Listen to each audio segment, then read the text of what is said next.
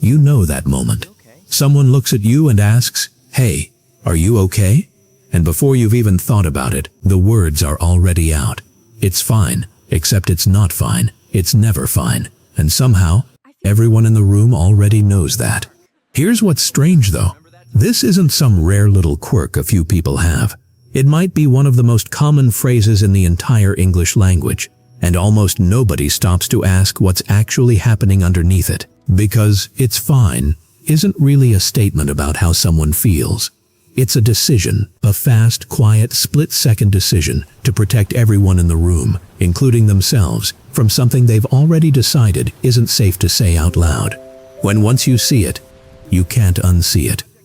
The coworker who says it's fine when someone else takes credit for their work. The partner who says it's fine when their birthday just slips by. The friend who says it's fine for the third time this month when you cancel on them again. They're not lying exactly. What they're doing is a lot more complicated than lying. So let's actually get into it, where it starts. For most people who default to "it's fine," this didn't start in adulthood. It started way earlier.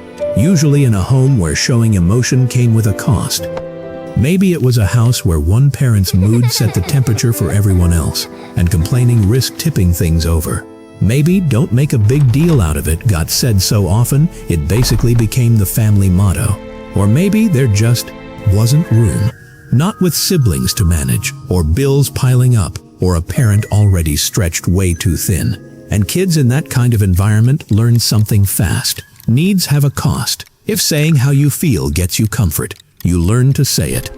But if it gets you dismissed, or brushed off, or makes things worse, you learn something else entirely. You learn to handle it yourself, quietly, before anyone else even has to know it was there.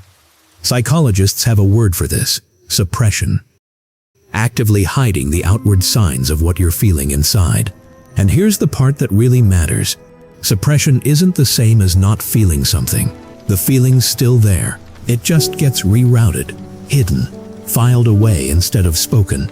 And after enough years of doing that, it stops feeling like a choice at all. It just becomes the default, the vocabulary of self-protection. "It's fine" survives because it's efficient. 2 words and the conversation's over. It gives nothing away, no follow-up questions, no risk of being told you're overreacting. Now think about the alternative. Saying "actually, that hurt me" means opening a door, and the person on the other side of that door could respond with comfort, or with defensiveness, or with nothing at all. For someone who's been burned by that gamble before, even just once, "it's fine" starts looking like the safer bet every single time. Not because they don't want connection, but because they've learned that reaching for it doesn't always pay off, and the disappointment of trying and failing hurts more than just staying quiet ever could. That's why "it's fine" has that very specific tone to it.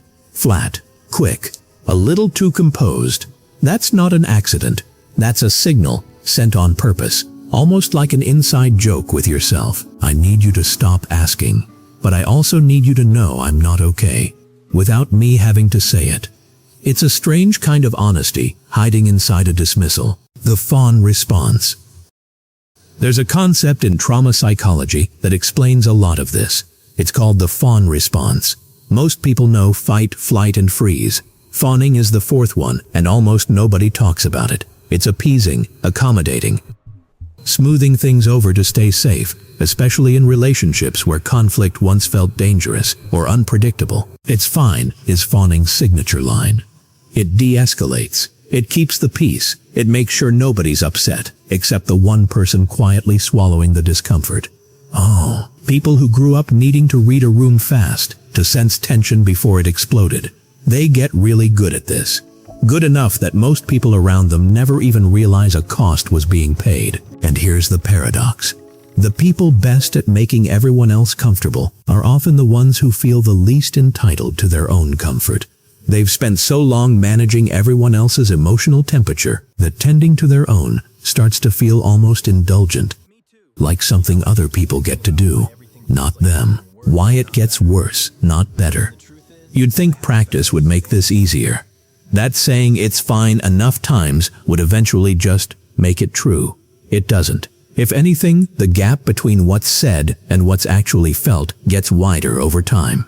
Because every unspoken feeling doesn't just disappear, it adds up.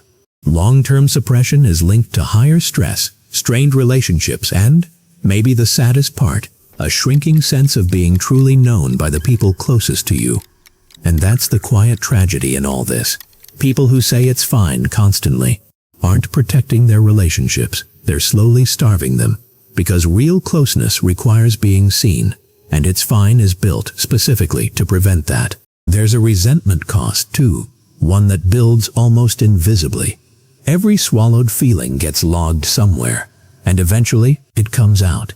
Not as the calm conversation it could have been back then, but as a much bigger reaction to something that looks small from the outside. That's usually the moment someone says, "Whoa, where did that come from?"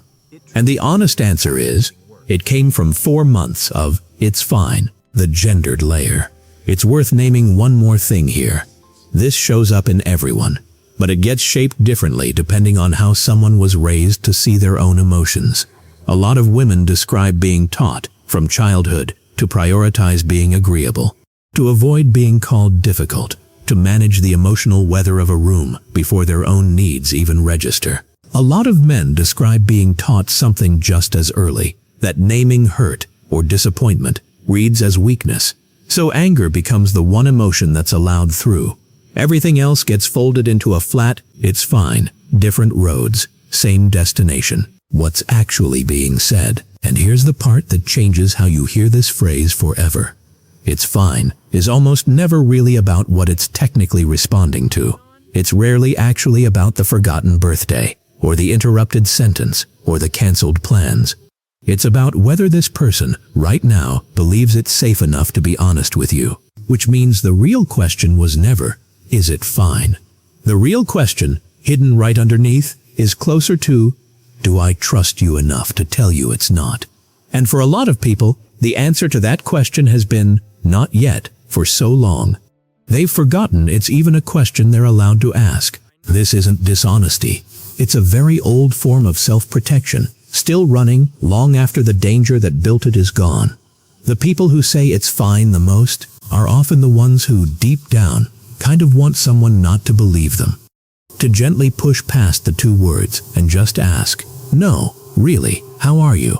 Because being pushed past it, just once, without judgment, is sometimes the only way that door gets to open again. If this hit a little too close to home, that's usually a sign you already know exactly who this video was describing. And maybe it's you. If you want more videos like this, ones that actually explain the why behind the things people do, hit subscribe. And if you want to support these deep dives directly, the join button below helps make more of this possible. I'd genuinely appreciate it. See you in the next one.